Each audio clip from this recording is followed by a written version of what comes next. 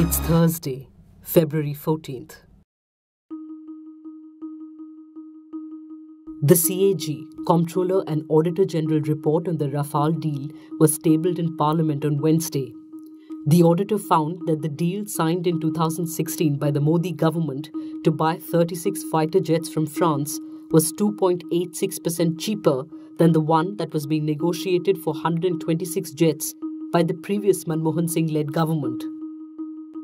The report states there is no difference in the cost of the basic aircraft. India's specific enhancements, though, are 17.08% cheaper than the earlier deal.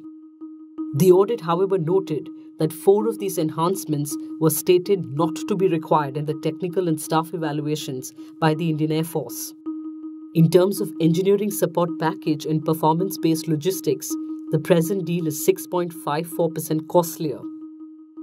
The auditor also points out that as per the 2007 offer negotiated by the UPA, Dassault Aviation had provided financial and performance guarantees, the cost of which was embedded in the offer. But in the NDA deal, there are no such guarantees.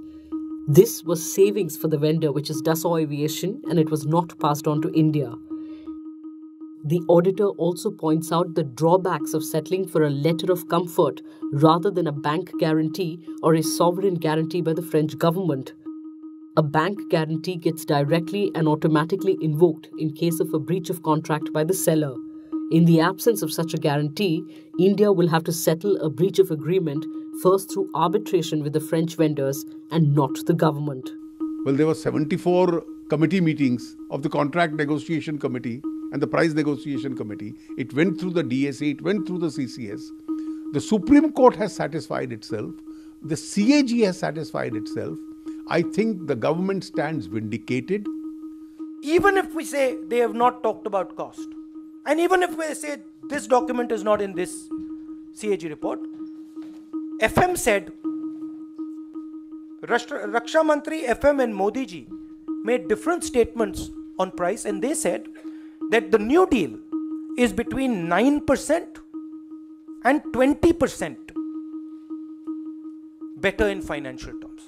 So the CAG report is saying that they lied in the first place. The Congress had on Sunday said that since Rajiv Mehrishi, the CAG, as Union Finance Secretary of earlier, was involved with the Modi government's internal negotiations on the Rafale deal, there was a clear conflict of interest with him now auditing that deal. The budget session of Parliament, the last sitting of the 16th Lok Sabha, ended on Wednesday. The Rajya Sabha was adjourned without passing some contentious pieces of legislation, which means they have now lapsed or died.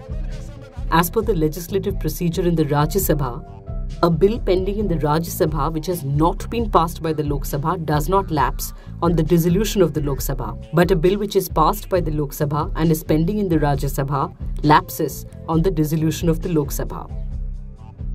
The 4 bills that have lapsed are the Citizenship Amendment Bill, which seeks to allow illegal migrants who are Hindus, Christians, Buddhists, Sikhs, Jains and Parsis from Afghanistan, Pakistan and Bangladesh to become eligible for citizenship.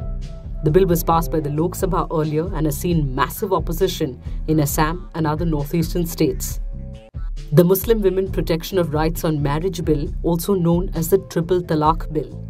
Talaq-e-biddat is the practice under Muslim personal law where pronouncement of the word talaq thrice in one sitting by a Muslim man to his wife results in an instant and irrevocable divorce. The bill makes declaration of talaq a cognizable offence, attracting up to 3 years imprisonment and a fine. In a cognizable offence, a police officer can carry out an arrest without a warrant. The opposition had demanded that the bill first be sent to the Joint Select Committee.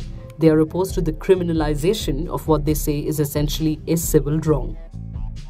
The Aadhaar Amendment Bill has also lapsed.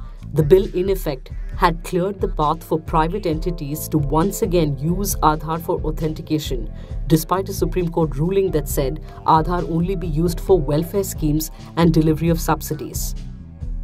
The DNA Technology Use and Application Regulation Bill, which raised concerns on the right to privacy, has also lapsed.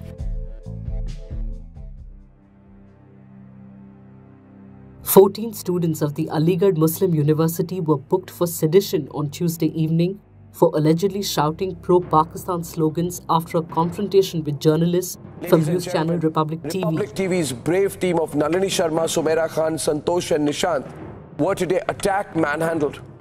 Their camera equipment, their crew destroyed while reporting from the Aligarh Muslim University campus. Now, what was their fault? They were doing their job. Staff and students attacked our crew and they set fire to our cameras. The police filed an FIR against the students based on a complaint by the BJP Yuva Morcha. The organization's district leader Mukesh Singh told Scroll. News about a fracas on campus began to emerge early on Tuesday evening when a student posted a tweet accusing a Republic TV crew shooting on campus of referring to the institution as, quote, a university of terrorists in an attempt to elicit a reaction.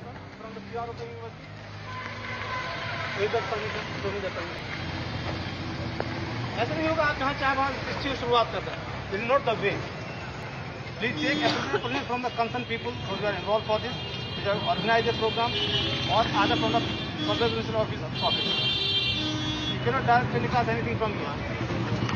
ठीक है? आप लोग समझ सकते हैं. हमारा administrative part है, हमारी मदद है. अभी आप इसे बंद करें. Madam, please. Questioning exactly why he is not being allowed. Please, आप पहले आप स्टोरी बताइए क्या स्टोरी आपने दिखाई आप कैमरा दिखाइए आप हमारा ऐसा कोई ड्रामा कर रखा है आप लोगों ने. Please, I'm saying something, it means something.